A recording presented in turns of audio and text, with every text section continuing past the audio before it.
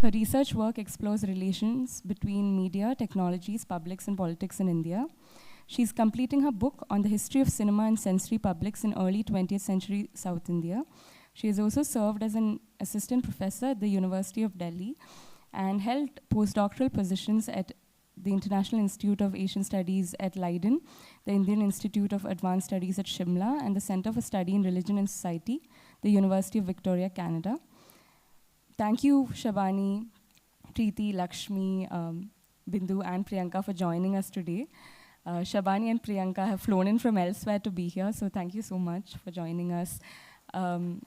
This panel discussion is part of a larger cluster of programming that is coming to an end today with the discussion, actually, titled Covering Gender, where we looked at, again, sensitive storytelling around gender. We had 2 workshops with PARI and Hri, and a film screening plus discussion with the Third Eye. Now we close with the panel discussion. Before we begin, a few housekeeping rules. Please keep your phones on silent through the duration of the session. And for all of you who are sat in the back, if you just want a clearer view of the screen, you can move to the front.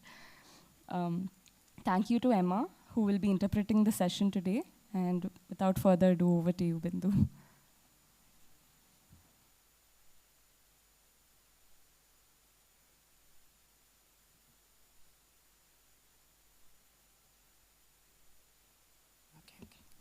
Thank you.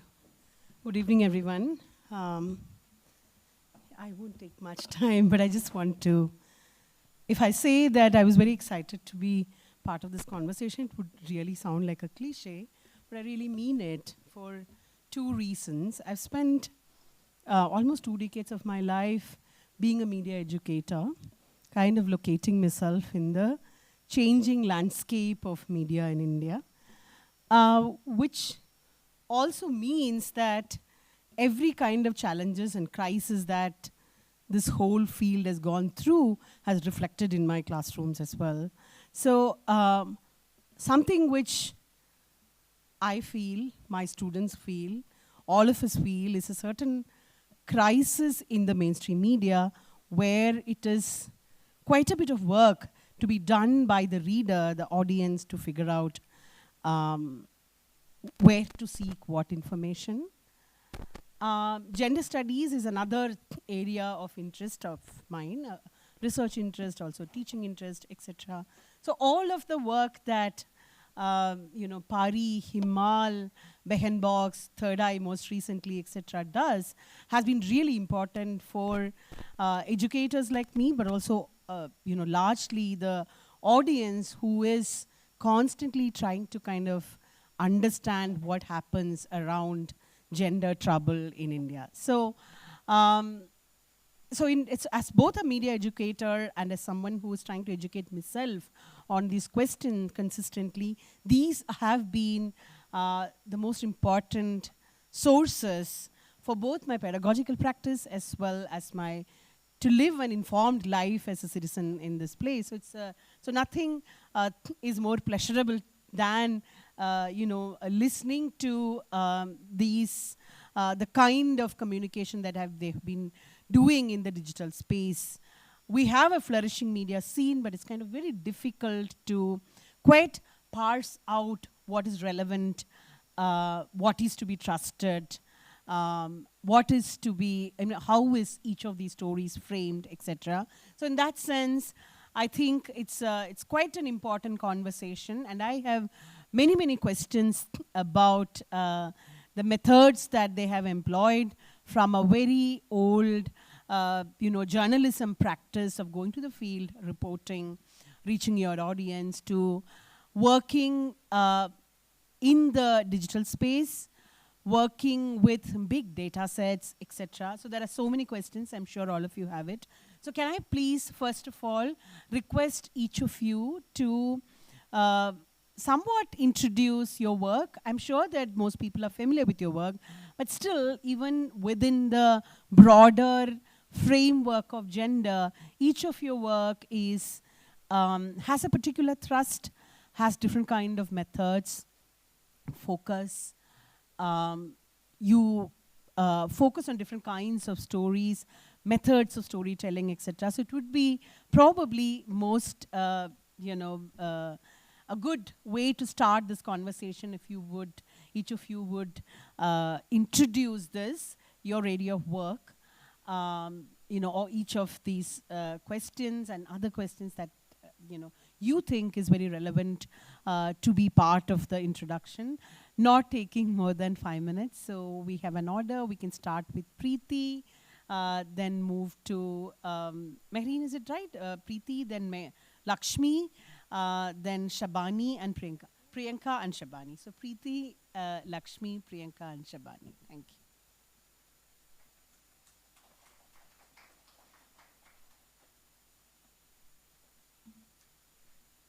Thank you very much, Mehreen, for that introduction. And thank you, Bindu. I brought my phone here only to put my stopwatch on, so that I will not exceed the time, yeah. So hi, everyone. I'm a journalist, a reporter, an editor, teacher, and I work for the People's Archive of Rural India, PARI, which many of you know, founded by P. Sainath, the rural affairs editor, formerly of The Hindu.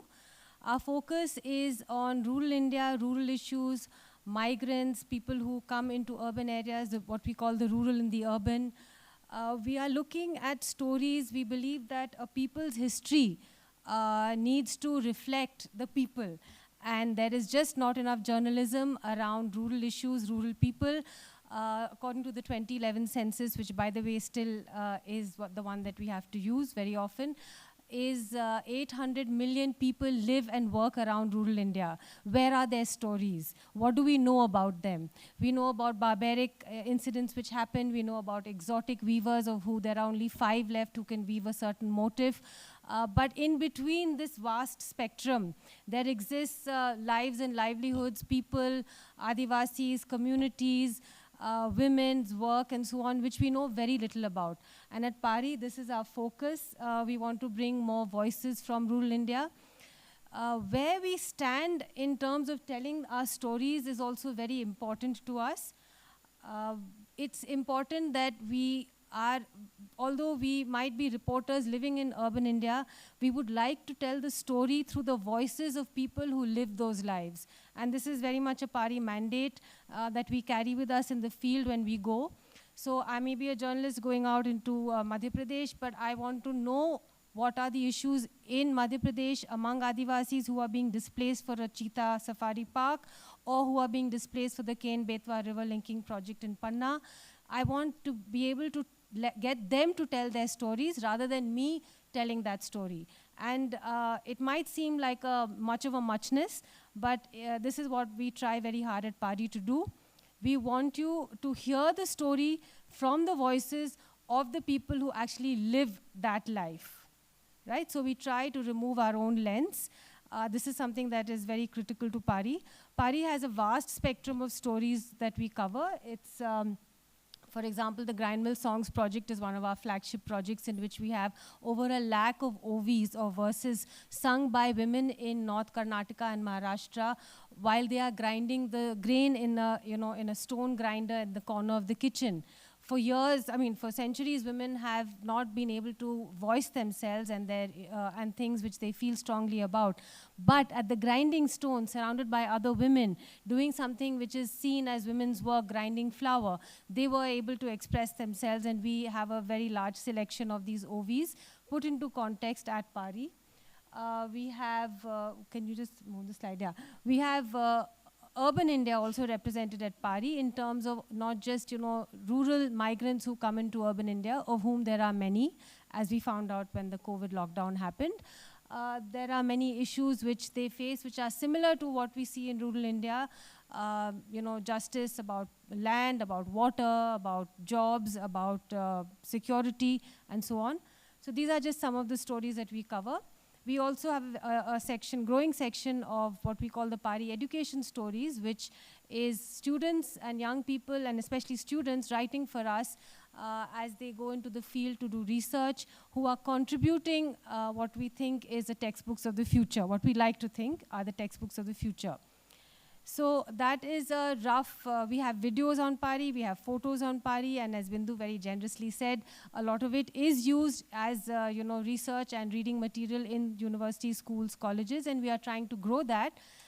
because we believe that there are a whole generation of Indians are growing up who are very far removed from what happens in rural India. In my generation, at least somebody's grandparents or somebody lived in the village, there was some connection. Today everyone is moving to the city, and young Indians are in danger of really not knowing what is happening 100 kilometers outside of their urban centers. So to change that, we are very keen to bring PARI stories, bring rural India, I would say, into the curriculum, and that's very much a part of what we do at PARI. So I'd like to now just switch quickly. Okay, I just have a few minutes left to what exactly I report on. I report on Adivasis, and let me give you an example of how gender is reported in rural India. When people are displaced for a national park, or the cheetahs in this case, or for the Ken-Betwa river linking project, or for any kind of dam or mining and so on, they are given a compensation package by the government. Now, if you speak to them, they will tell you that each family gets a compensation depending on how much of land they had in the forest. But we know that 11% and less of land is actually owned by women in India. So you can imagine that the money, the compensation, will go straight to the men. And the women I met in Panna in August, in the Panna Tiger Reserve, who are being displaced for the Ken-Betwa river linking project, they said to me, why are they giving the men the money? The men will gamble it away, they will drink it away. So many young boys have died because they've bought scooters and motorbikes and so on. So why does the government not think this through? It should be giving the money to the family, to the women, into the women's account, right? The other story I can tell you is when 16,000 people were moved out of Kuno National Park in 1999 to make way for lions and now for cheetahs, they were moved outside the park, they were resettled, they were promised a whole lot of things, and a very little bit of compensation money actually came to them finally. But besides that, the biggest problem which happened is actually women having to collect firewood. They were now so distant from the forest, they relied so heavily on firewood, water, which was easily available in the Kuno River and the forest, and having been displaced, the burden of displacement fell largely on the women. But if you read national media, and if you read stories about Kuno, and if you read about the Ken-Betwa river linking project, these are not the stories that you will hear about how women are facing it, yeah? Okay, I'm going to stop there and come back later, yeah? Sorry, I forgot to look at my clock. Thanks.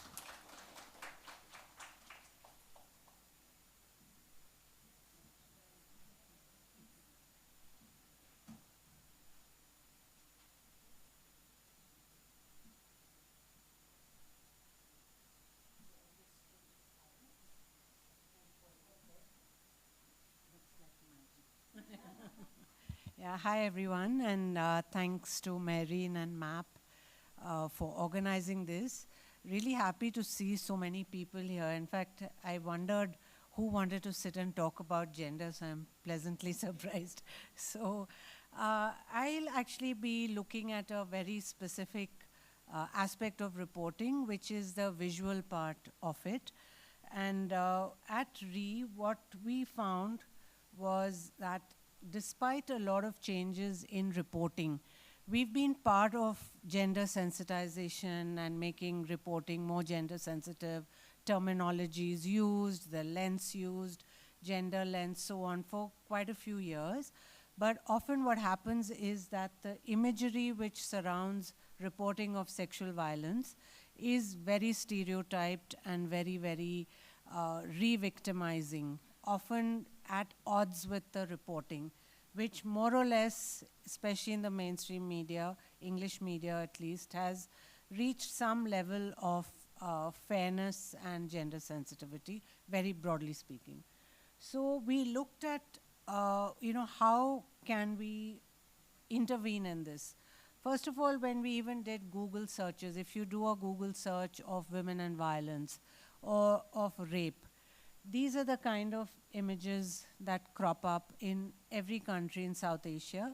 We work at the regional level, looking at the similarities in cultures, in politics, in laws across the region. And we found imagery also to be very, very similar in terms of how women and violence are represented. So these are just some of the random images you get when you Google any of these keywords. This again, if you Google rape, these are more or less the images you get. These are from stock image banks on the internet, which often short-staffed and very poorly resourced media houses just grab these off the net and use it because they are free to use. They're mostly anonymous and they're mostly very stereotyped in terms of how they represent women. So they are reinforcing visually shame, hopelessness, despair, helplessness, all the kind of imagery that we would want to change, because also the reporting has changed. I just want to very quickly look at some of the responses of the women's movement. This is from an archive of posters from the women's movement, which is with Zuban, a feminist publishing house based in Delhi. And again, what is striking is that the imagery is pretty much reinforcing women's victimhood and shame and helplessness. If you look at even the way the ratio of men and women in these posters, these are just a few examples of many. These are from different parts of the country. These are from Orissa. That one's, I think, from Madhya Pradesh. So across the country in the 70s and 80s, when violence against women, particularly rape, domestic violence, and dowry were, very, very strong campaign issues, these were the posters that were produced. And arguably, it could be said that, well, this is representing reality. So this, again, is a discussion of should posters, should imagery reflect reality, or do we go that one step ahead into imagining what we would want women's agency to represent? How does that look like? These again are from the Zuban archive. If you look at even the first picture, which is on sexual harassment, and terminology had changed, because in the 80s, from looking at eve teasing, light flirtation, and so on, the term sexual harassment, which denoted violence against women, a violation of rights, began to be used in common discourse as well. And even now, of course, you do find some reporting about, eve teasing or the fairer sex and so on. But this is slowly being, not slowly, actually quite rapidly being changed, particularly in English. I'm not even talking about regional languages, because terminology there has yet to reflect the discourse within those languages. So I'll mostly be talking about the English language press. So the other stereotype from looking at victimhood and so on is looking at solidarity, looking at protest, looking at resistance. Again, these are very standard. These are also stock images you'll find on the net, very easily downloadable to accompany your reporting. Most media houses don't have staff illustrators, staff cartoonists like in the past. I'm actually from an era of print media. I think Priti and I were just discussing how things have changed so much from a print newspaper, which had a staff cartoonist, a staff illustrator, and of course you would fight with them about what kind of image would go with your report. Reporters hardly had any control over that. They hardly had any control over layout. So this would be a constant kind of tussle.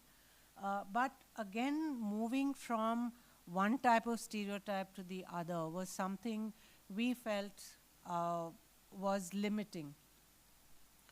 So we went about a project along with Film South Asia, looking at how we could reframe the imagery around sexual violence in South Asia.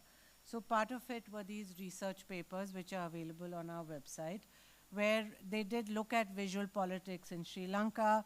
There was a paper from India looking at the body itself as representative of body as caste field, looking at caste violence on Dalit bodies. Then we had one on the digital space, the way in which violence plays out in the digital sphere. And then one on Agent Rana, which was this very long-running comic in Times of India, a critique of that, which looked at how graphic novels and graphic comics reinforce a lot of anti-women attitudes, Islamophobic attitudes, anti-poor. So just through that one comic strip, so it's a very excellent analysis if you'd like to go through that. We also mentored 6 filmmakers to come up with documentary films, again, looking at sexual violence in different ways. One of these, The City That Spoke to Me, a new iteration actually, was screened at MAP, I think, a couple of times, Niharika Popli's.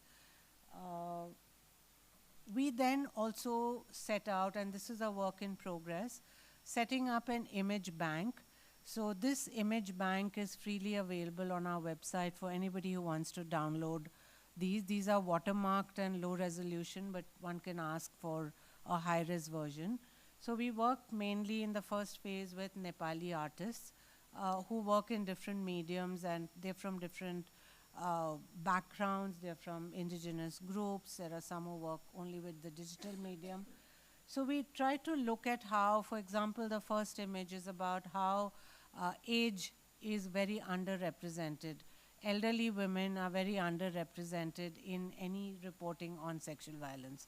So even the images you see are mostly of young women or of children, which of course the cohort of victims, quote unquote, is higher. But it is as though once you age, you are immune from sexual violence. And that again is something this artist was keen to depict. She also wanted to depict this, the same artist, looking at, the earlier images of hands, how hands can be intrusive, groping, violative, how hands can also be an act of solidarity, holding and healing. So again, these artists actually, we went through several kind of iterations with them. Yeah, just winding up, another couple of them. So these are again the imagery around sexual violence by different indigenous artists.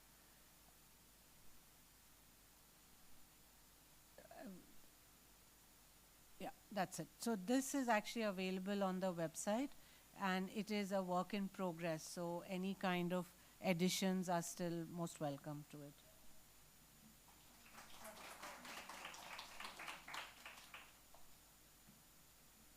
All the images that Laxmi showed are available on the website, so you should check it out because they're quite amazing.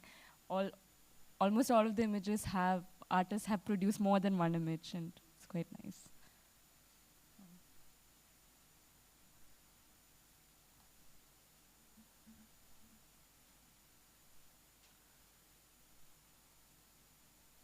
Can you help me with this?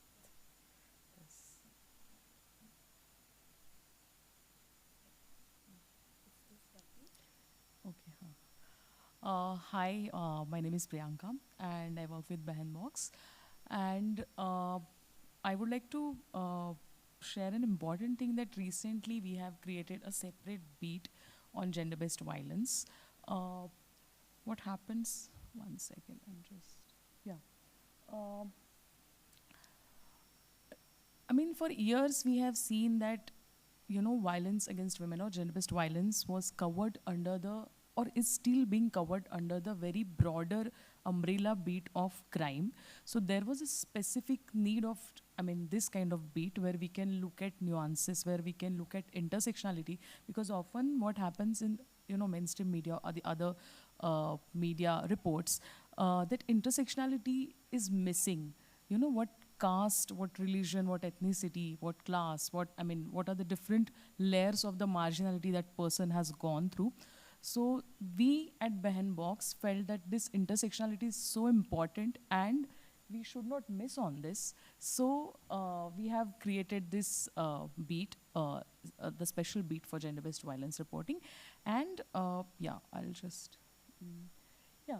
So since we have started this beat, there have been a few reports which you can later go and check out on our website. But yeah, what is the different thing about these reports? So the first report, which is about why justice remains, for Adivasi women or for even sorry, is there issue? Hello. Yeah, so since we have started this beat, there has been a specific attention to the communities which have been facing gender-based violence on different occasions, and also, the access to justice. The important part is what is the access to justice for them. So we have started a series called Violence and Marginality, and especially we are focusing on NT-DNT communities, Dalits, Adivasis, how they, navigate this process of justice, what are the avenues for them, and the very important part, that we all agree and we, put all the burden on structures, like what are the structural gaps, what are the duties of states, what are the things which have to be there in place. So these are some of the reports which you can have a look at it later. But one thing I would like to mention about, this is report that how despite law and everything in place, caste panchayats, they're still running, kangaroo courts in Maharashtra. Now it is very important part that, people can often look at, oh, these are the, maybe uncivilized communities or other, things. People can often look at it. The gaze is so important. We have invested like months of time in this report, and we spoke to the people and the community people, lot of them, and we came to know, this was our, unlearning process also. We came to know that this is not about a particular community. There are different forms of violence. There are different forms of, caste codes in different communities. And but for NT-DNT communities, there is no access to justice. These communities are criminalized by police. They are so much criminalized by police and the whole policing system that, if something happens, they can't go to police, or they can't, just file an FIR, because this system is not accessible to them. So that was the structural issue of whole this caste panchayats being run. However, there is a law, however, there are other provisions, but unless we, address that structural issue of better policing, the caste panchayats will still be in place and they will still run as kangaroo courts. So this was our learning also, that from community people, we learn a lot of things. We learn the core issues, we learn the structures, and again put all the burden on the structures, all the duty bearers and the state. Yeah. Yeah, here are a few examples again. Now, these are some of the things which we look at. These are some of the themes when we try to report on gender-based violence. There are other beats also, there are other things also, but primarily I'm talking about gender-based violence. These are some of the things what we look at, like law and justices, then the systemic barriers, and also community and agency is important, as like other panelists were also saying, that women are often depicted, or other gender diverse folks are often depicted as victims. But we need to change that narrative, and hence we need to look at their resistance also, how they are fighting back, how they are resisting.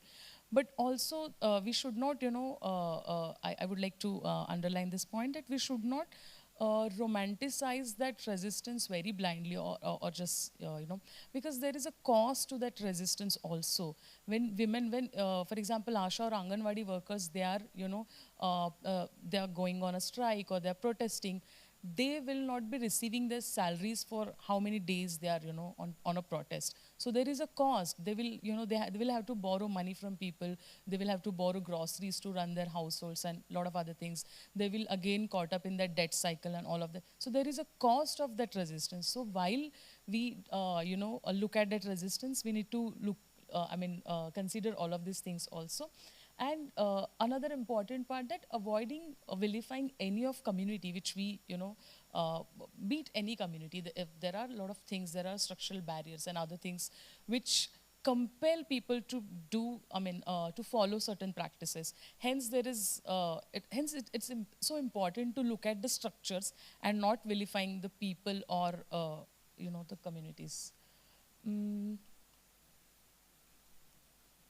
These are again, some of the examples where we struck, while covering gender-based violence, we look at laws and bills, like we were talking about structures. So what is there in laws, what are the provisions, and, also budgetary provisions, like this is so important part. I mean, gender-based violence reporting is not just about, XYZ has, done this violence to XYZ, but it is also like where are the budgetary provisions, where are the other funds, and where are the things that needs to be in place.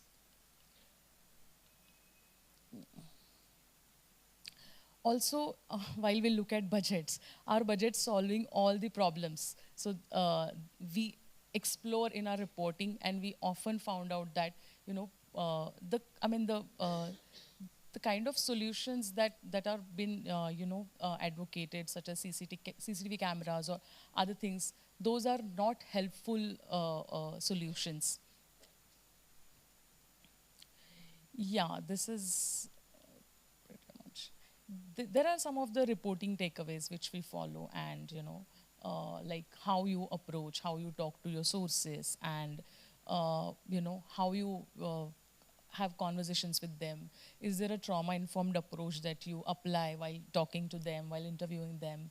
And what is the context and the intersectionality lens? And also putting all the burden on the structures, on the systems, not on specific communities or people. This is so important. I think this is pretty much about our work, but this is about just a gender-based violence beat. There are other beats as well, like women at work and different other beats. But one thing I would like to mention is at Behan Box, we definitely ensure that there should be more coverage, there should be more in-depth reporting about the most marginalized communities which are not reported elsewhere. So be it Dalits, Adivasis, or Muslims, other groups, other marginalized communities. So we ensure that there has to be adequate amount of reporting about them. We are such a small team, but we try that, as much as we try to report about them, it would be a good thing that, these voices should be represented in the media. I think, yeah, this is pretty much about, you can later have a look at these stories on our website. I think I'll end here. Thank you.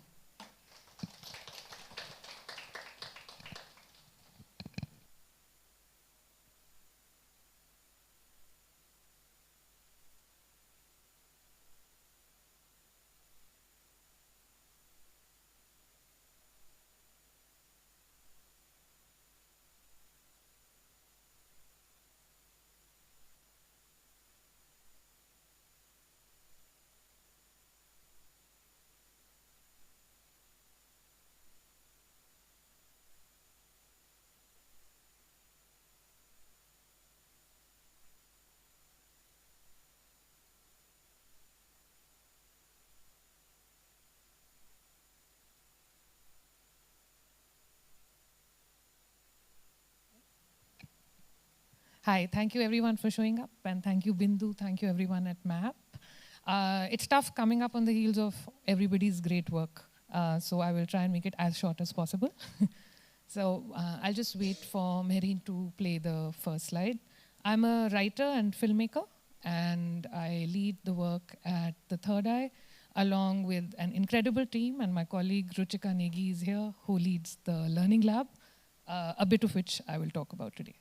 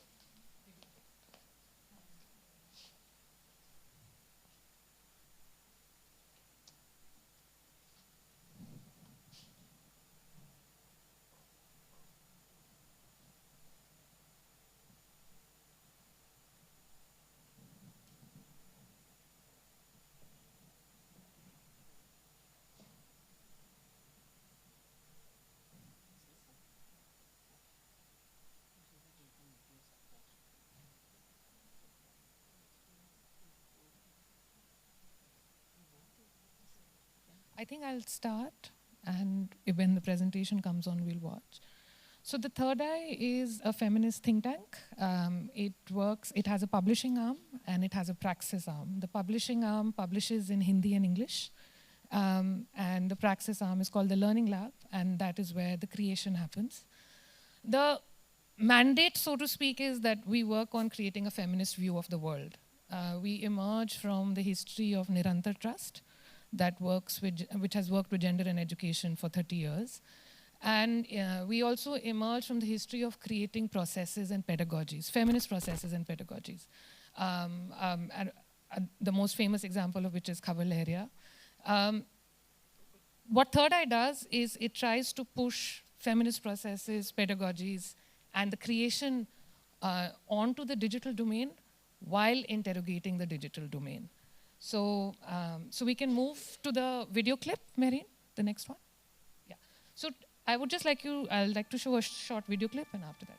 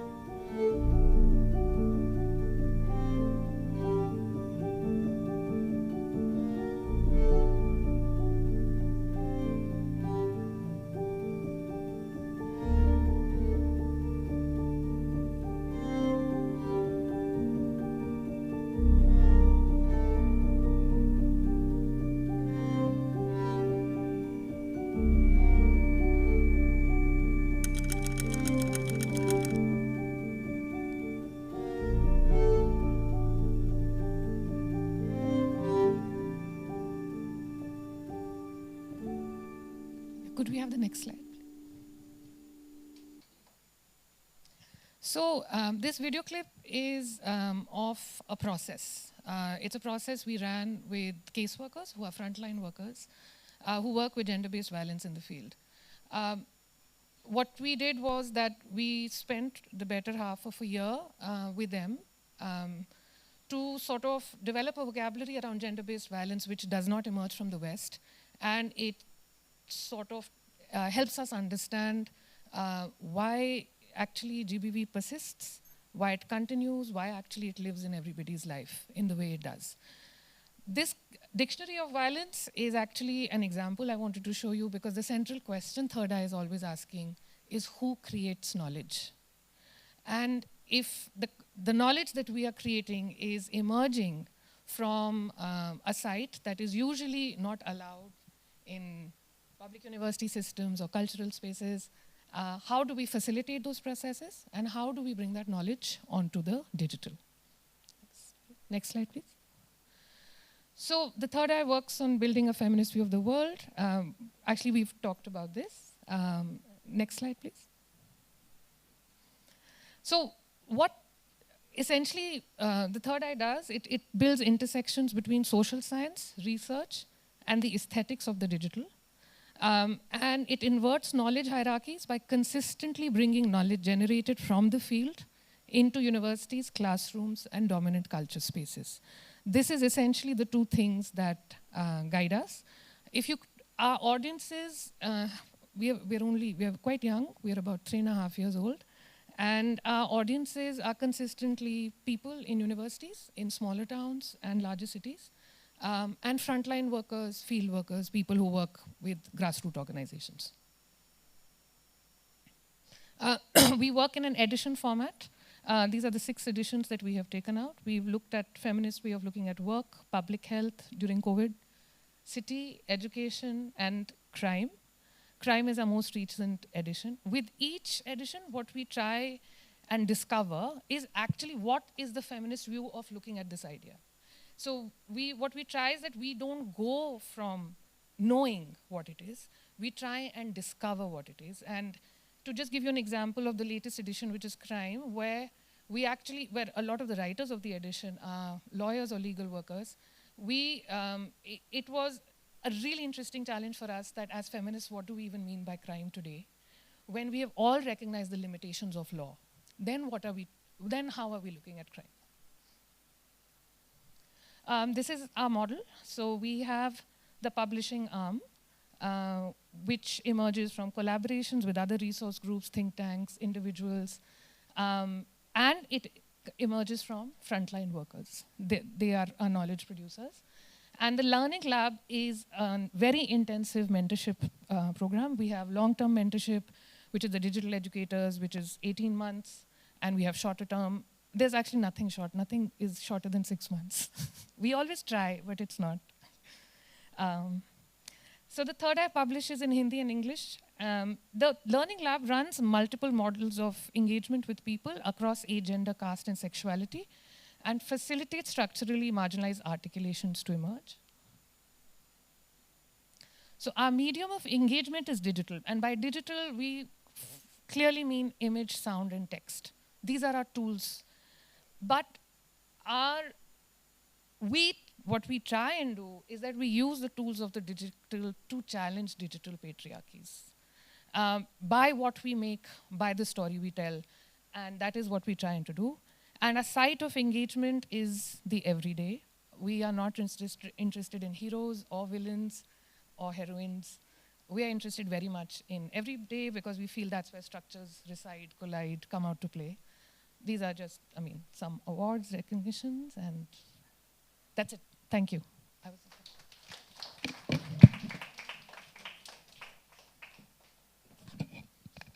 Thank you all for a few. Such a rich tapestry of feminist media work emerged in the last 20 minutes.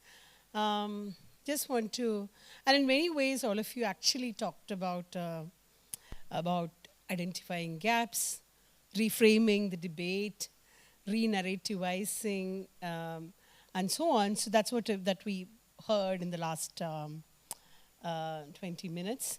What I want us to sort of think, in many ways, each of you actually touched upon this, but probably, kind of talk a little bit more about your methods, particularly about moving into the digital sphere. So one of the things which I liked about what Shabani, the term that Shabani used is not really term, the phrasing that in the absence of the public university, which takes me back to my earlier point, which is about public pedagogy, right? So, and feminism has always been a public pedagogy. It's not, it has not been limited to universities and institutional spaces. It's been a very, very live discourse kept alive through the work of, a number of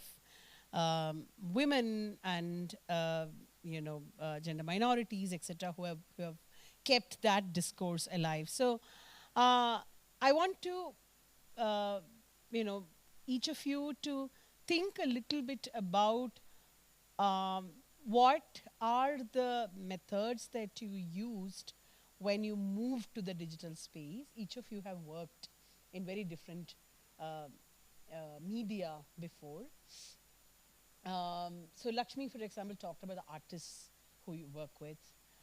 Behan Box, for example, is, and also actually, Third Eye, thinks about law in very, in its all, in complex ways. Like, for example, Shabani had talked about the sort of crisis and aporias in law, and when that happens, how do you then think about gender and, in relation to crime?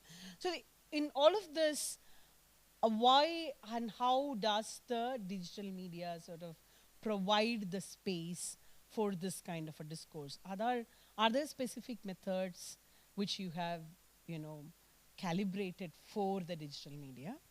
For example, big data sets come into being now. People try to tell stories. Things have to move from an older form of writing to more visualized forms. Shabani talked about, the important way it has to be a image, text, and speech kind of, complex imagination. So how are you working with in this new space, telling stories, visualizing things, and still try to maintain and make sure that politics is kind of narrativized in an accessible fashion?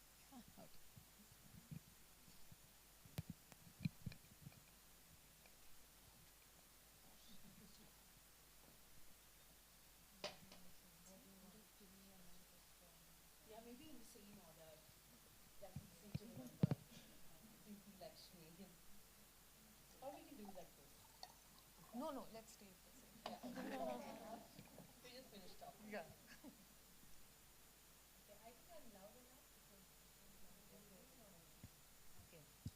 Is it working? Hello? Hello?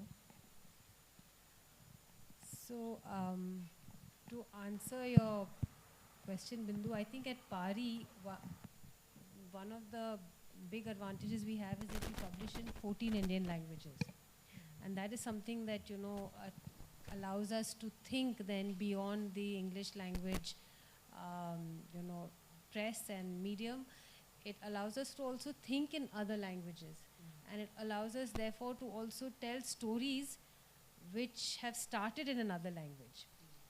And so when we talk about the voices of people on the ground, we can also give those stories back to the people that we write about. And that for us is very, it's a great change from how journalism early on was an extractive process for us. You went, you extracted a story, you wrote it in a language in which nobody who you spoke to was going to read it. It was published in that language. Today, it's not like that. Today, it's, I think, in a sense, we have tried to move to a more democratic process in which the person, the journalist writing, the person who's interviewed, the people at the center of the story, it's much more collaborative, simply because language also allows us, multiple languages allow us to be more collaborative. Of course, 14 languages is nothing in the ocean of Indian bhashas, but it's still something, So actually, I'll just talk a little bit about Himal. When we shifted from the print medium, it was a monthly magazine, then it became a bookazine, and then digital. But the people, me and my team who were working on it, were all from print. So the digital looked very much like the print. We would just focus on the print, lay it out as a print magazine, and then just go and upload it on a website. That has changed a lot because there are newer people who are thinking digitally. And that's just a totally different way of looking at text and photographs. So that's been a big change. Another thing that happened also is when you look at availability on the digital space, we encountered a lot of censorship issues with the print magazine, moving it around South Asia. So if there was a cover story on Bangladesh, it would be banned in Bangladesh. It wouldn't even pass the custom, wouldn't pass Sri Lanka. In India, it was banned. So that has changed with the digital, that there is, it's meaningless to ban a print, publication because it is available online. But what is happening sometimes is, geo-blocking of certain stories in some countries. But still, I mean, everyone knows how to get around all of that, so it's still very much available. But one issue that has come up again is because the digital space seems so available and free, literally free, people are very reluctant to pay for news. And then we have had a philosophy of free access always, and we do not want to put paywalls. But that is a huge challenge then in terms of running an institution. So I think these issues are there with smaller publications when you want to be free access, and that's a very, I would say, a very feminist kind of position in terms of democratizing access to knowledge and information. Unlike, academic spaces where authors don't have access to their own writing. It's behind a paywall even for the authors.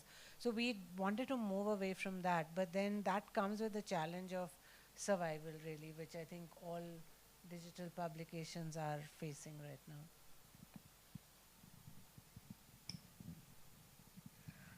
Am I audible? Is this mic working? Yeah, so Behan Box is like primarily a text-first web portal, but with the time we all are evolving and we all are just navigating through these challenges, that how we use sort of multimedia formats to reach to the wider audience, readers. And some of the examples, like I would like to mention, during general elections, we collaborated with Gramvani Radio. So some of our text stories were produced in audio format, not like podcast, but in an audio format. They were recorded and published on the Gramvani's platform. Then during general elections only, we did a project called My First Vote. So we conducted young women's interviews, like video interviews, small video interviews across the country. And then those interviews were published on our YouTube channel, and also the microsite was available. It was made available on our main website, and all the things which we found out from those interview. Those things were published. Those things were presented in a very interesting, like visually enriching, and a graphic and visual language. Basically, it was available there. So these kind of experiments we are doing with multimedia and a lot of other things. One interesting things which we are doing is like comic books, digital comic books. Recently we have produced a comic book on Anganwadi workers, like how their everyday struggles are and what is the resistance, what are the demands and struggles are basically. So it is a very powerful medium. Through a comic, those who are not text-friendly people, those who can't read our such a long 3,000 word stories can at least have a look on those comics, can at least have a look on like Instagram carousels. Nowadays we, I think from beginning, we post our stories in those Instagram carousels, like important points of those stories in 10, 15, whatever slides. Nowadays it has allowed like more than 10 slides. So that's a good thing. So that is also a way to engage with the readers, that those who are not able to read those lengthy reports, they can at least have a look at that Instagram carousels and just have a glance to that story and know what's there, publish the stories. Yeah, these are the pretty much things. We haven't still decoded the success mantra of how to survive in the digital space. But yeah, we're just trying, I think.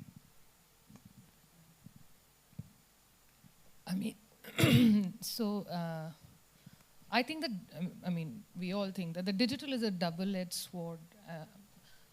We are very clear and very aware on the fact that the digital democracy reign is over. It's long over, and we now engage with digital as a structure, just like caste or patriarchy or so on. Digital is highly patriarchal. It's also owned by private limited. It's neoliberal. The amount of investment, we are a non-profit. Everyone here is a non-profit.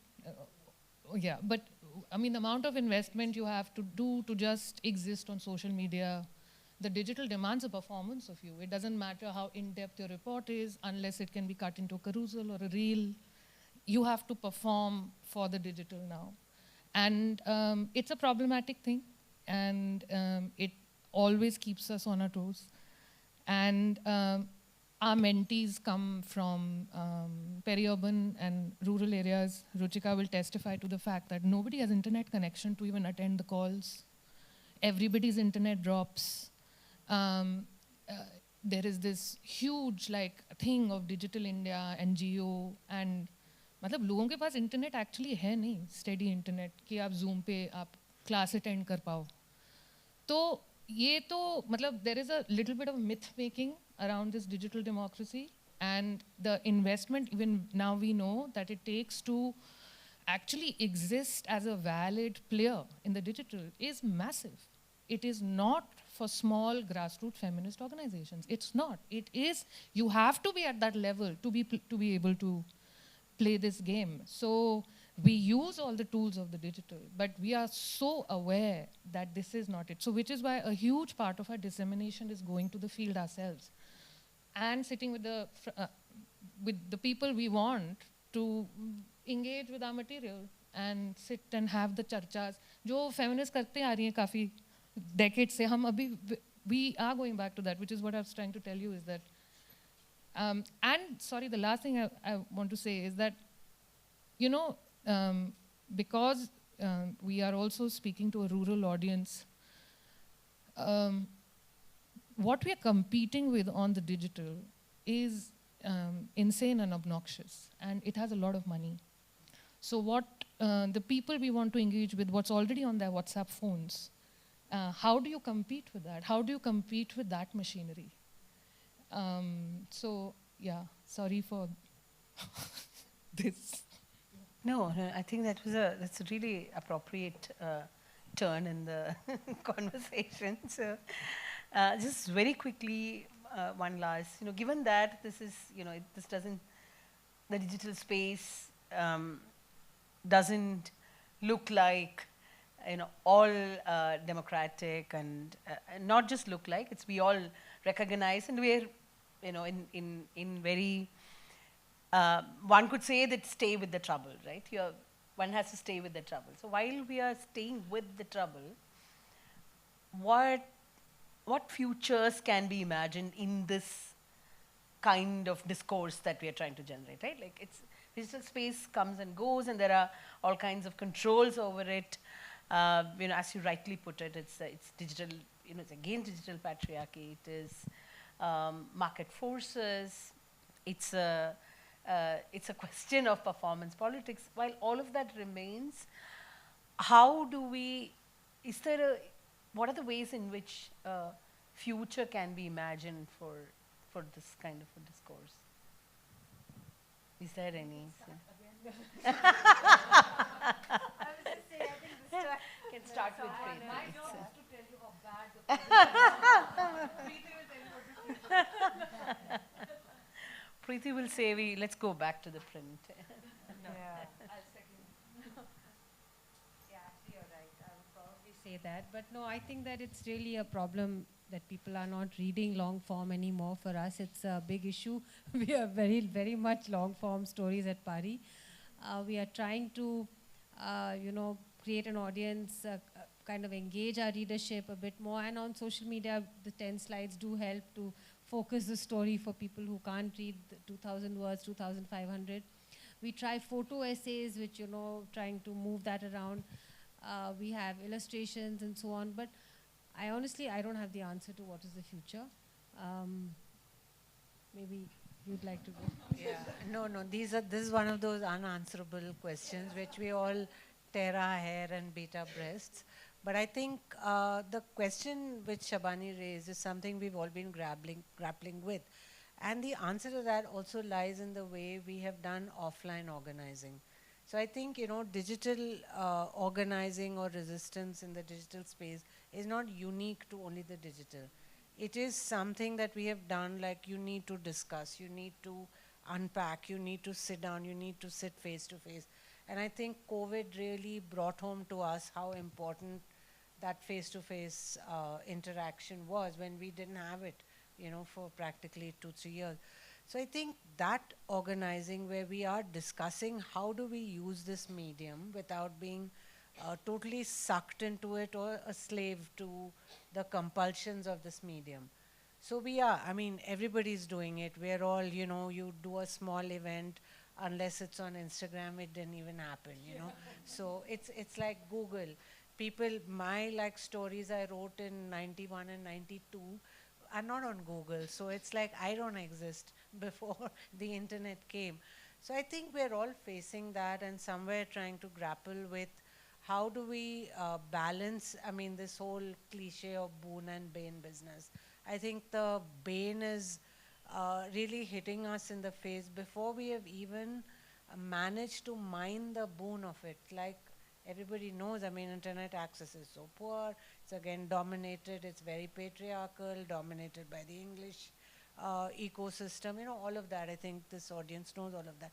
How does one push back is the same way we've pushed back through movements on the ground. And I think that's the only way it will happen at some point. It will happen at some point.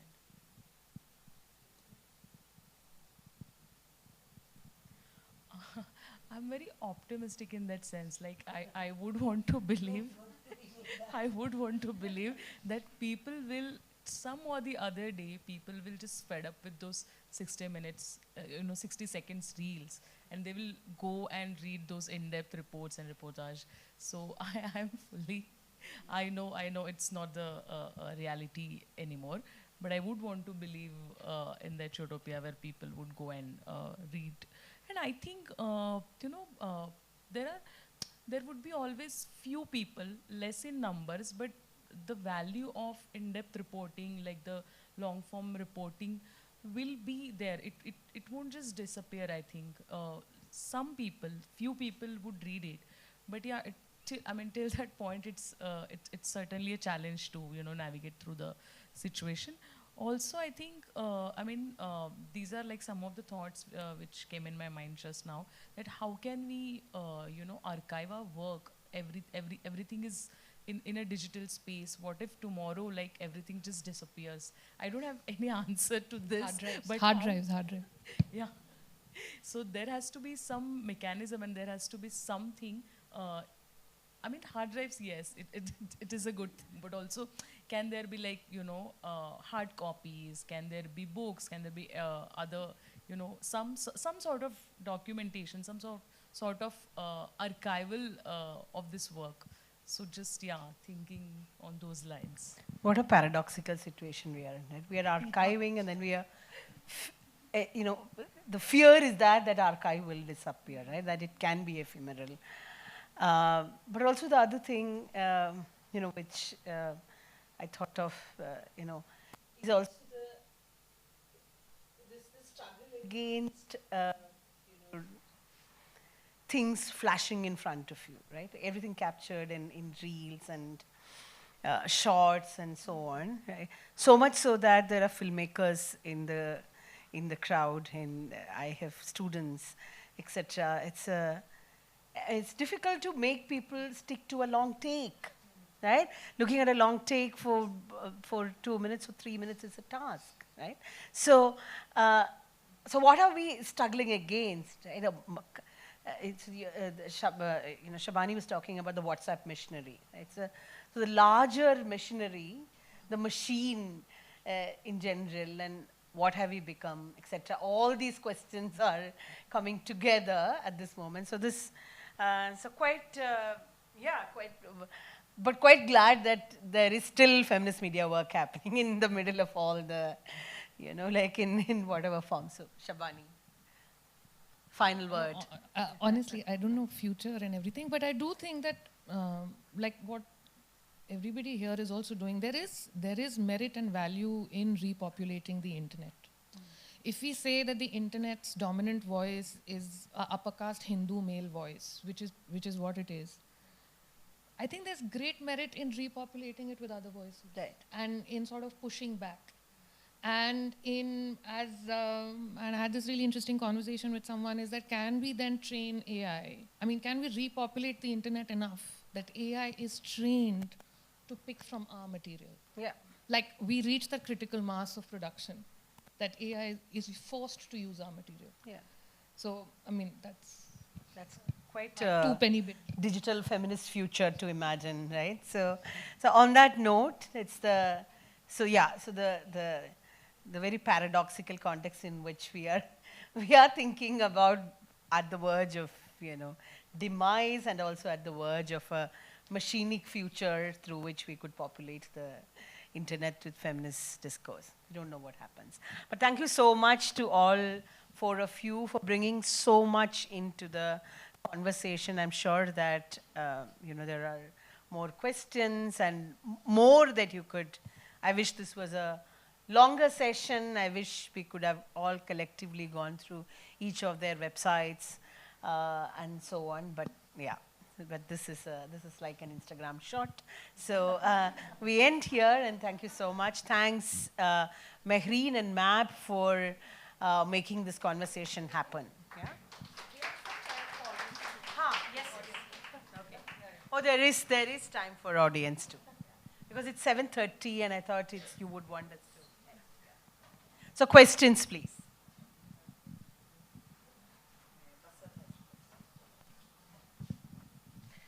Thank you for all your presentations. It was lovely to listen to all of you.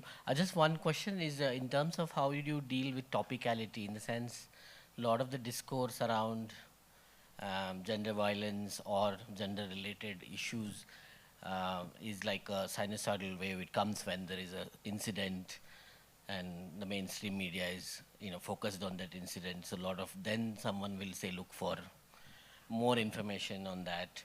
Right, so but what you're doing is more nuanced and more in-depth work, reporting or content creation also. So so how do you deal with this topicality, and how it sort of disrupts or empowers, I don't know how you think of it, your work as well? And maybe the corollary question is, how do you increase your audience then? All of you.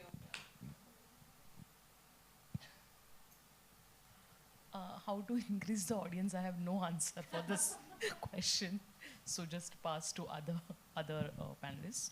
About the topicality, and just to avoid the incidental reporting, incident-specific reporting, and to look at the larger issues. I think everybody sitting here, they are having great teams. Great minds. So people, at least at Behan Box, we all brainstorm a lot. We all, ask these questions that why are we doing this story? Whom are we doing this story for? So is it a specific incident that we are, just depicting that incident and not looking at the larger issues? And every story, just goes through this process, this scrutiny. And I think editors, they comes with a lot of experience, their inputs and the discussions with teams and the collective, vision for the stories. It helps, I think. Yeah, that is the best practice, I guess, what collective thinking is around the stories.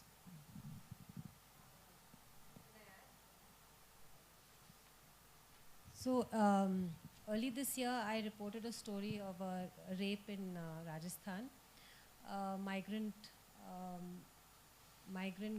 Adivasi rape, and this young girl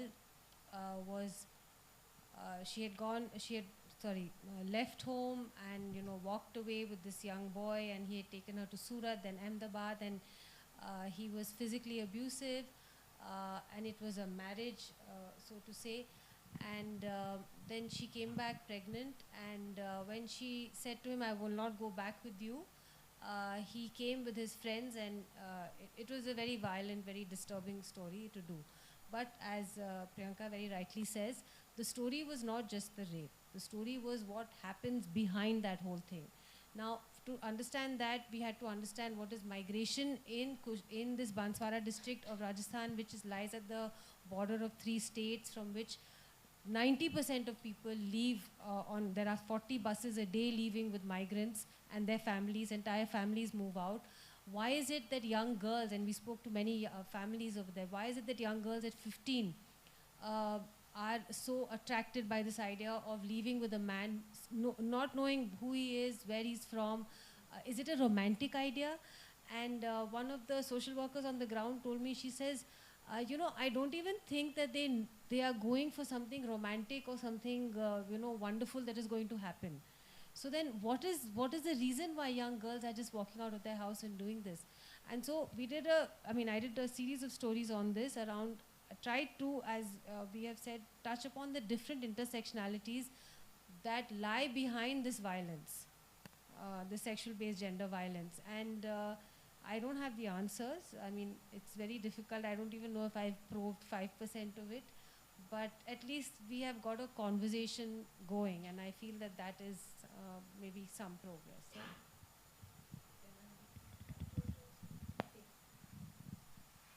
Yeah, actually that question has haunted a lot of us, you know, in terms of why are we only reporting sensational incidents and not process and so on. But that is also the nature of news media. It is going to pick up incidents. The more sensational, the more they get picked up. But I think the other way around it is knowing this is one of the compulsions of the way, you know, the news cycle works. How does one intervene otherwise?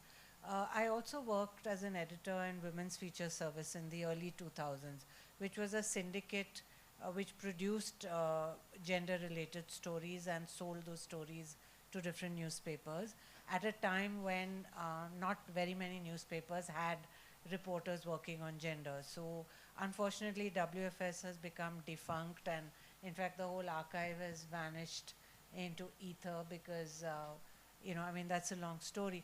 But over there, what we used to do was look at the other process stories. You know, so look at data, look at stories on police stations and, you know, what reporting is like over there, looking, like Priyanka said, at budgets, looking at laws and how they're in operation. And these stories would lie in the syndicate. But when an incident happened, everyone would be scrambling for these stories also. So it's not like then they were only reporting that incident. They were also reporting, you know, stories which were actually sort of providing context. So I think one just has to work at it differently. So if we expected a newspaper to pick up a story about, you know, how police stations are running, you know, women's cells, they're not going to. But if there's a particular incident in a particular slum in any city in India, that story about a, you know, study in Calcutta will get picked up. So I think we just need to think differently about how to intervene in the news cycle, you know.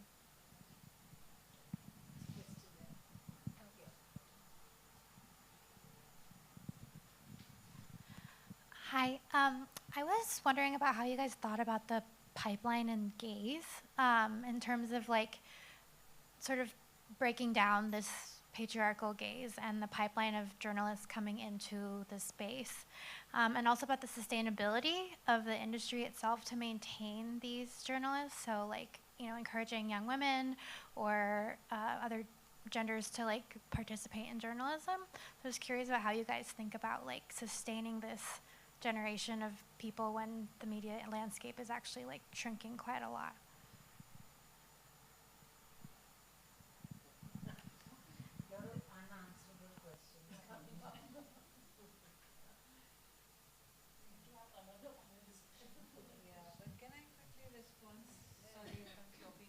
But it's actually shrinking in terms of mainstream, as in mainstream media, quote unquote, actually, because legacy media is cutting down on staff. There is no permanent staff practically left in any newspapers.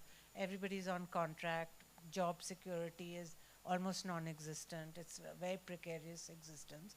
But yet journalism schools are churning out graduates. Although recently 2 journalism schools in Bangalore have shut down, and that tells its own story.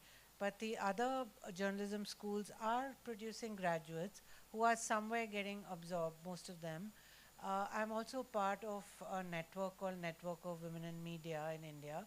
There are about 800 members, many of them very young, many of them who have not formally studied journalism. Many of them have joined because of interest, despite knowing how pathetic it is in terms of livelihood, you know, especially freelancing. So there are a lot of fellowship opportunities, grants, mentoring happens, sort of, what do you call it, very informally almost.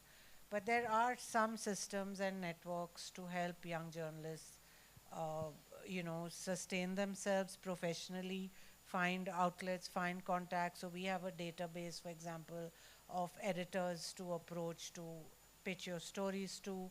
So helping them pitch their stories, helping them to craft a pitch.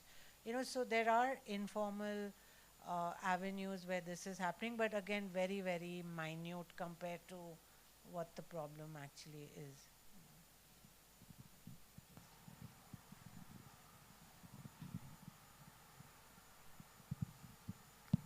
Hi, thank you for your thoughts and your time. This is not a very well formulated question in my head, but I'll give it a try. So there's two questions. One, I'm wondering what conversations happen among your teams and or the communities you work with around the inclusion or expansion of, I should say, the intersection, since we talked about intersectionality before, the intersection of gender and gender identity and sexual orientation in the types of images you incorporate, the kind of stories you cover. For example, the expansion of stories to transgender women and transgender men and lesbian women, and where you find the value in doing so in terms of what percentage of the reporting you do gets allotted to those kinds of communities.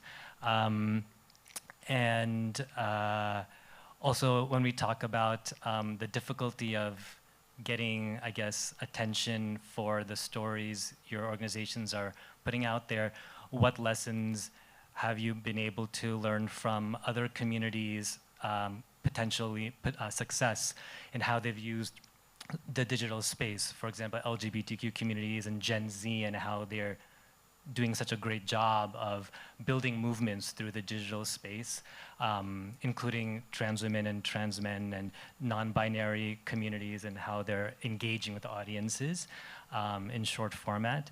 And then the other question was, and you don't have to answer both, but whichever one you choose, is what value do your organizations and teams find in connecting stories within India to stories across the Indian diaspora around gender-based violence in the US, in the UK, so forth, where immigrants are bringing a lot of maybe similar issues into the families across generational trauma, intergenerational trauma, where caste issues and intersection also exists in the diaspora. So just curious what values those things you think there are for your work. So thank you for that question. So after I've maligned the digital 5 minutes ago, I will say that where sexuality is concerned, we have learned a lot. We have learned a lot from how sexuality has essentially become an educational enterprise on the digital. And the next edition that the Third Eye is working on is called Pleasure in Danger. And it is about looking at our connections with our bodies and selves and multiple selves, and sexuality is the main lens. Now, in the making of Pleasure in Danger, the kind of work that came to us, the entries, the work that's emerging from the mentorship is so cutting edge. And so, I mean, it's so far ahead of how we had thought. I mean, now we even have a theater piece that's emerging, we even have, and one had to pause and think that there is something that has enabled it. And this was, in this case, the digital. It had enabled it. In terms of like the kind of, for Third Eye, the kind of conversations the team has vis-a-vis sexuality and the gender spectrum, it is integral. It's like the pillar of commissioning, whether it's art commissioning, whether it's writing, whether it's film. It's a central kind of, it's a cross-section, it intersects every inquiry that we make. And what was the last part? About the diaspora. And GB, and gender-based violence and the diaspora. Currently, we haven't, maybe if somebody else has, currently that actually a lot of our attention is actually going local. And a lot of our energy and investment is also going local with the material that we make. The diaspora engagement, if it happens, is thanks to just people discovering us. Right now, we haven't made a conscious effort or attempt to connect to the diaspora.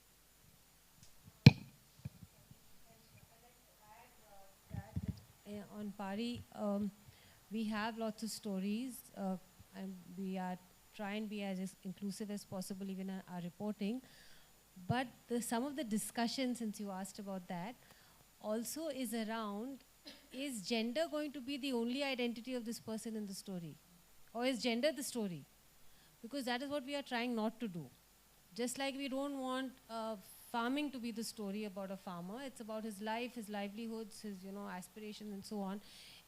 We also want to make sure that we are not, because it's such an interesting, it's such a new and topic and uncharted waters for us in terms of writing, that it's sometimes very easy to just fixate on that one thing, and then that becomes the story.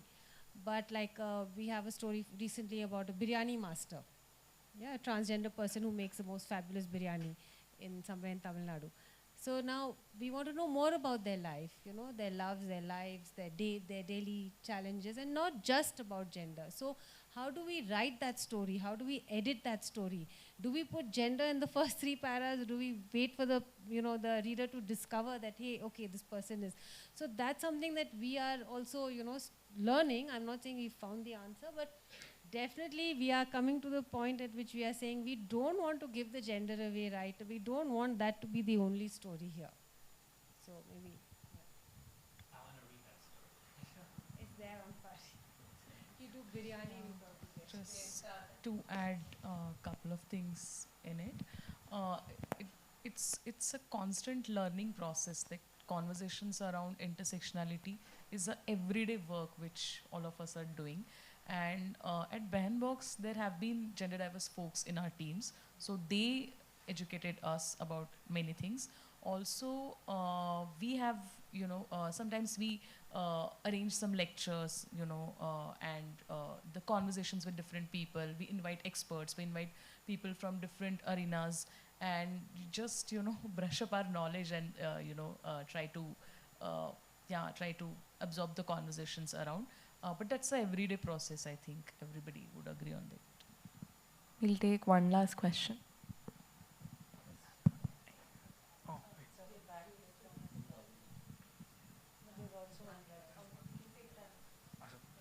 Okay, thank you everyone for this very insightful session. My question, as someone who works a lot in complex systems thinking, was how do you hold systems accountable for structural gaps that cause people of varying marginalities to sort of fall through? Is there something that is key to your work that sort of looks at that specific thing and how to hold systems accountable for that?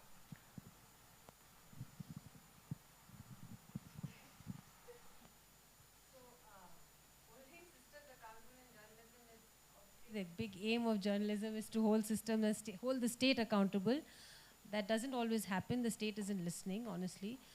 But sometimes the state does listen. And here again, I come back to this point of, I believe that when we write about an issue, for example, if we're writing about renewable energy in windmills in Jaisalmer, which are changing the landscape and ruining the livelihoods of people, if that story reflects enough of people's real anguish on the ground rather than, conservation, biodiversity, and, experts talking and so on, it resonates with them enough for them then to use that story, which has happened, and talk to the collector, do a protest march, show the video, gain sympathy, gain support around it. So I'm not sure I answered your question, but I think that is a hope, is that journalism will get, will be able to talk truth through power and get power to listen. But honestly, it's often that we have to also talk the truth about power. So maybe you'd like to go. I think most of the times our copies or our published stories will look like this copy will updated when we'll receive a response from XYZ. That response never comes. That's the funny thing, but a poignant. we try hard enough, getting in touch with ministers, the other responsible people. We do multiple things, like we send them messages, we keep them emailing, calling and all. But rarely we get them on a call, rarely we get their response. That is, yeah, so it's very difficult to get them. I think it is also because we are relatively smaller outlets.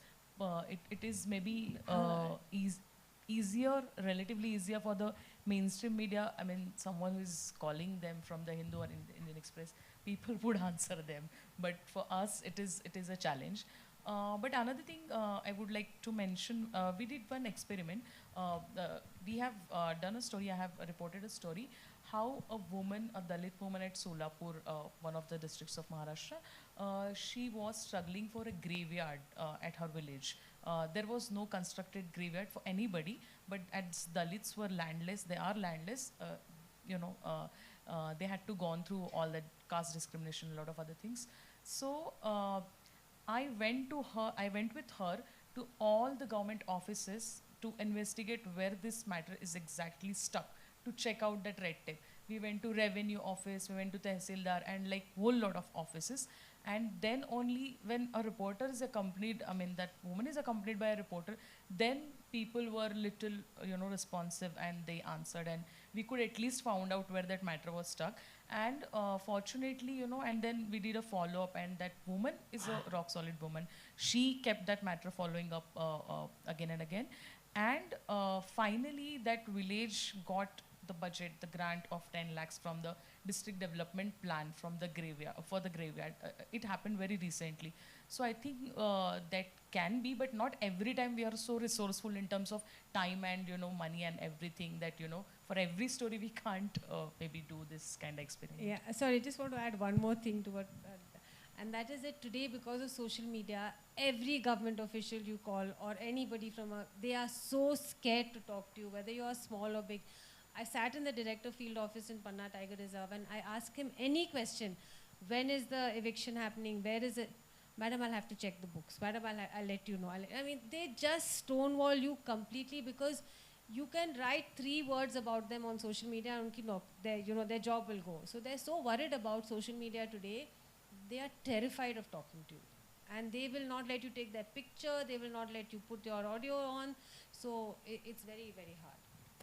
I just add a small point. Sorry, go ahead. Yeah, in terms of accountability and so on, I think, like Priti said, that's like a dream of journalism. Your story brings the house down, kind of a thing.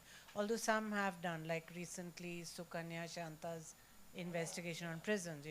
Supreme Court took note. I mean, that's really like a example of fabulous, professional journalism making a difference.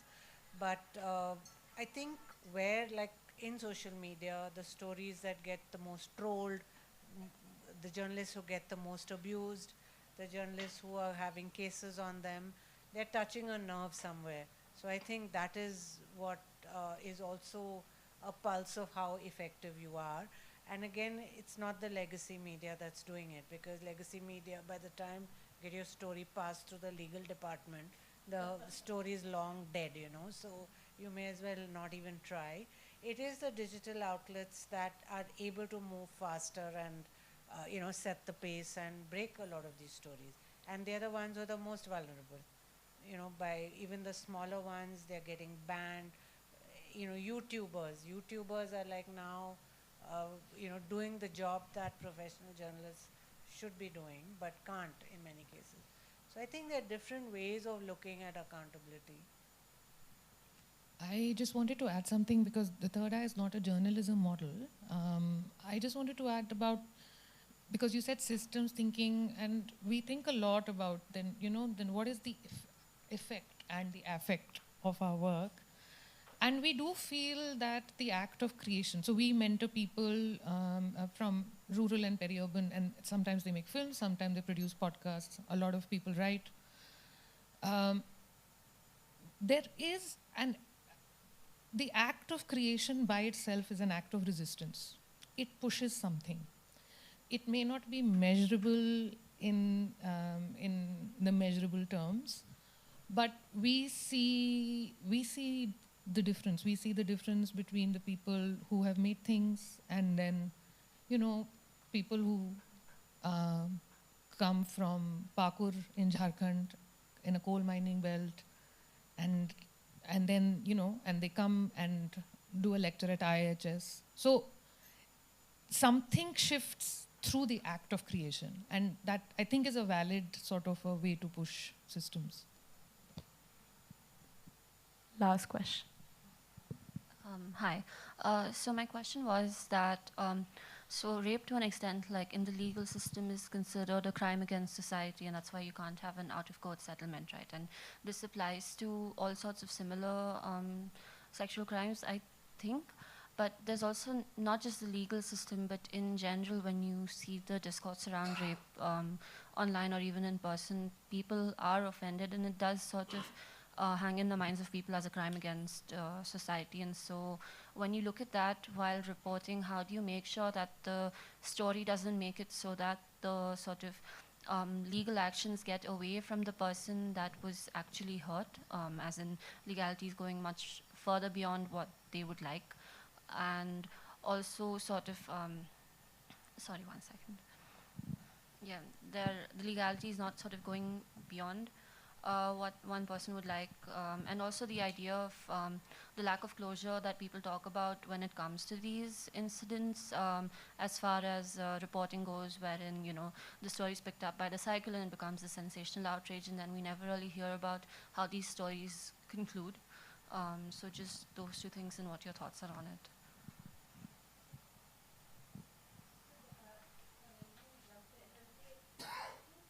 That story. One is, of course, the news event, which is the event. But then we are all talking more about the feature stories, which would then have the context and the, you know, they would bring in much more to it, right? So I assume that, I mean, I'm answering for the second one, which is the context and so on. How do you bring the perpetrators to book, or how do you make sure that they stay in focus? Is that what you're asking? No, it's more the idea of the general public wanting to know what the outcome was to a particular incident. I think for, at least in rural India, for the stories that I have covered, if an FIR has been lodged, that itself is a big thing. I mean, honestly. Because even the police in the cop station is not going to be, he's really not interested. He said, Madam, ye to jhagda hota hai, these people just fight between themselves. And, you know, so to even get your case registered, the FIR is such a big victory that I think that becomes a big point for us when we are reporting sexual-based gender violence. But yeah. Yeah, I just want to respond to this thing about, you know, crime against society and so on. I think that also plays out sometimes in very distorted ways, where this, you know, hamari ladki kind of thing, our girl has got violated and so on, and this whole notion of honor and so on, India's daughter, and, you know, all of this, and that often leads to a kind of this baying for blood kind of attitude, capital punishment, castration, this and that, which we see each time there is one incident that is picked up. And again, we all keep asking ourselves why. Why is this incident considered more newsworthy than 3 other incidents which happened around then, you know? And it comes down to, again, class, caste, you know, all of these issues. But this thing of, does media reflect reality, or can media shape reality? And this happened 12 years ago in the Delhi gang rape in the bus, where there was this huge cry for death penalty, and it's happening now, and that again feeds into law reform and law amendments. So again, the 2013 law, which came just soon after that, reflected a lot of this public outrage, which had been built up by the media to quite an extent. And similarly, even after this Calcutta incident, where, you know, within like weeks or days, a law is passed. And what is the utility of that law really? I mean, you know, has that really been studied? Not has that, it's a rhetorical question. It's just pushed in haste. So I think the question also is, to what extent does the media have a responsibility to shape discourse in a more, I don't know, nuanced way, I guess, rather than reflect this thing. And same with imagery. I mean, that comes back to our work, where you pick the most horrific image, because Indian law doesn't allow you to use photographs of, you know, the survivor or the complainant or the victim or her house or her family or anything. So you do need these graphic representations which are really somewhere driving this discourse of, you know, vengefulness and, you know, all of this.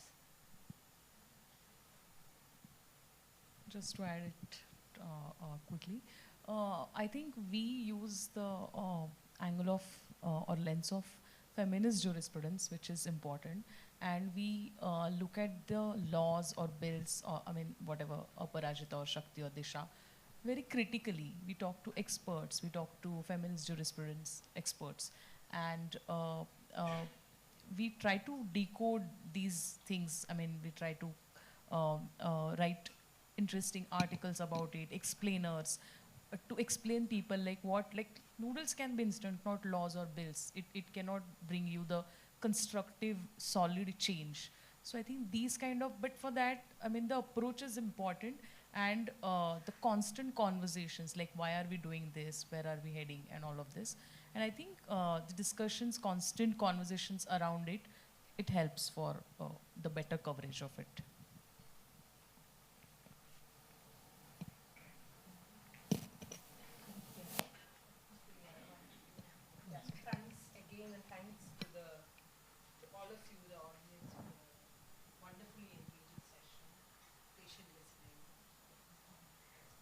Thank you, Bindu, thank you, Preeti, Laxmi, Priyanka, and Shabani for being with us here today. And thank you all for staying with us over 2 hours now. Thank you, Emma, so much. Please take a break. Thank you.